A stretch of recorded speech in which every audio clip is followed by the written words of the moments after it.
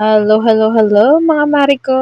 Magluluto tayo ng spaghetti, ang paborito mo sa tuwing ikay magja-Jollibee. For today's video, samahan niyo ako magluto ng spaghetti ala Jollibee. Ala Jollibee. Oo na. Ito na, naglagay ako ng tubig sa kaserola and then nilagyan ko yan ng konting oil at konting salt mga Mariko. Ayan, and then inilagay ko na sa kalan para pakuluin. Mabilis lamang ang pagkulo kaya nilagay agad ang pasta mga mare ko, ang pasta ng Fiesta. Hindi agad-agad yan nalalabsak mga mare ko. Tansyahin nyo lamang po ang iyong pagluluto. Ayan, pwede nyo siyang banlian kapag kaluto na i-strain. Pwede nyo banlian ng konting tubig.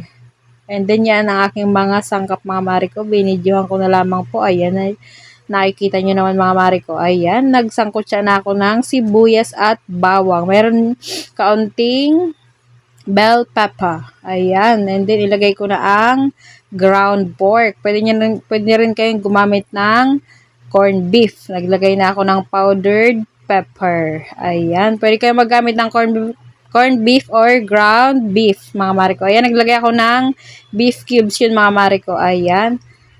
Kapag brown na konti ang ating ground pork, nilagay ko na agad ang ating sauce at ayan na, nilagay ko na rin ang hot dog.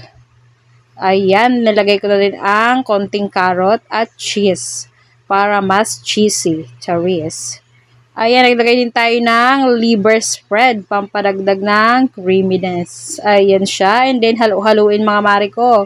Haluin hanggang mag-incorporated na lahat mga mare ko. And then, naglagay din tayo ng Jolly Cow na evaporada from Dali. Ayan siya mga mare ko. Hindi ako naglagay dyan ng water ko yung evaporated milk. Ayan, hindi na tayo naglagay ng asukal. Yan na po na condensed sarap by Cowbell.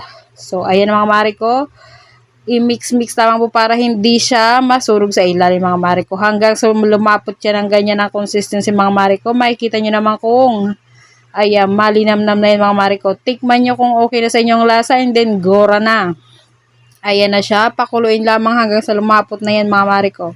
Pagkatapos ayan na. Haluin na yan. Naihalo ko na pala.